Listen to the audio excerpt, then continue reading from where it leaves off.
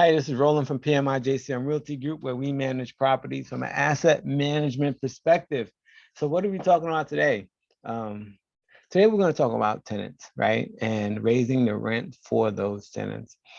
Even in today's economic times where, inflation is, going gangbusters and, rates are going up for everything, there is still some tact and some due diligence that needs to happen before you start raising the rents for your tenants. And so today, what I'm going to talk to you about is how to raise rent in today's market without losing tenants.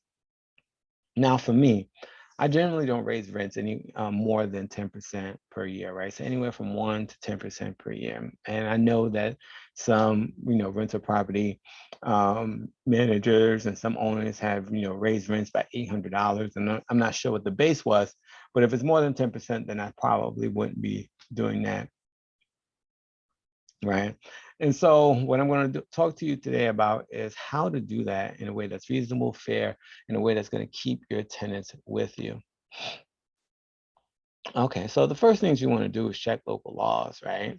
Before you raise your rent, you need to understand what the rules and guidelines are, right? In states like New York, where you have rent control laws, it's a very different animal than, states like Florida, where it's more flexible in terms of, the ability to raise rents. Contact your attorneys, make sure that you have the law on your side when you're in the process of raising rents. But if you're raising your rent fairly, anywhere from 1 to 10%, depending on the market rate, you should be in good hands. Number two, determine a fair rental increase amount. I use several different tools and systems to determine the fair rental, the rates, right? And there are probably 4 or 5 systems out there that I use. One of those systems is Bigger Pockets. There's a tool on Bigger Pockets that actually helps you determine or gives you an estimate of what the rents are. There's another one called Rate My House. And if you have any questions about any of these tools, you can reach out to me directly and I can get that for you. You can always use Zillow. Zillow is not a bad place, but I wouldn't use it in itself. By itself, I would aggregate it with other tools as well. You also can use Renometer, which is a tool that you can use that's very good and popular to do that. And there's another tool called there's another tool in addition to Renometer. It's much more expensive. I can get that name for you if you need it, but just those tools alone. And I don't use Renometer or the one tool of the name that I forgot. The tools that I'm telling you about the Bigger Pockets, the Zillow, those tools that I do use and rate Rate My House. And so those 3 tools, I typically use. And also Redfin has a tool that you can use as well.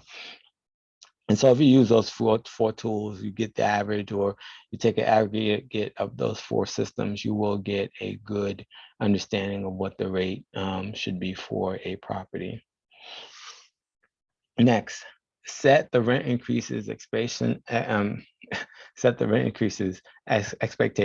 when they sign. And so whenever you're having a conversation for a tenant, and for me, typically, it's when I have tenants who want at least for longer than a year, I typically build in an automatic increase, and I'll let them know that. But you should definitely let the tenant know that there will be rental increases. Most property owners don't raise their rents, and so tenants are not used to that. But as a property management company, I let them know, hey, yes, we do raise our rents, and here is, our guidelines that we typically use. And if you show them what the market rates are and you give them a fair price, it typically will stay with you, as opposed to going through a hassle of going to find another property to save 10 or 20 bucks. Giving tenants plenty of notice, yeah.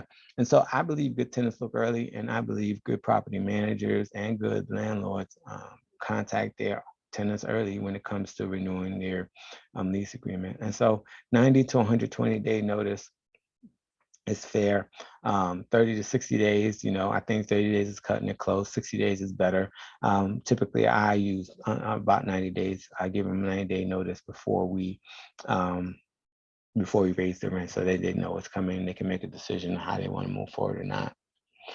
And so the last piece is, being an attentive landlord, even when you're not raising rents. And, it's not always easy, and you may not always have the time to reach out to the tenants. But, there are automated systems that can send out notifications for birthdays, holidays, and things of that nature. Make it a habit of reaching out to the tenants, not just for when the rent is due, but for other time frames as well. Get on maintenance requests early and make sure that you get them taken care of as quickly as possible. If you do all those things, you're going to put yourself in a better position to keep your good tenants. And so before you raise rents on your existing tenants, consider these suggestions and tips. The whole point of increasing rent is to collect more cash month to month and in line with current market rates. Going about it the wrong way will result in disgruntled renters who leave you with nothing. And keep in mind, these strategies are delicate. You want to take your time and make sure that you're using them right. If you want help with any of these, you can definitely reach out to PMI JCM Realty. Let us take a look at your plan for enacting a rent increase and see how we can help. We explore the latest trends in the Tampa rental market. And we want to bring that information to you. We're having a free webinar on how to streamline your rental portfolio for maximum growth. It's a topic that every rental property owner don't want to miss. So please use the link in this. Use the link in this article to sign up for that webinar. Also, we have a free Facebook group that's available to you, and we have investors that are on there that can answer questions that you have about your portfolio and can help you make better decisions on how to move forward with any issues or questions that you may have. And if you have any specific questions directly related to your portfolio, contact me directly with the link in this article. You can reach me at 813-333-9617, and you can also contact me at rcharles@pmijcmrealty.com. Thank you.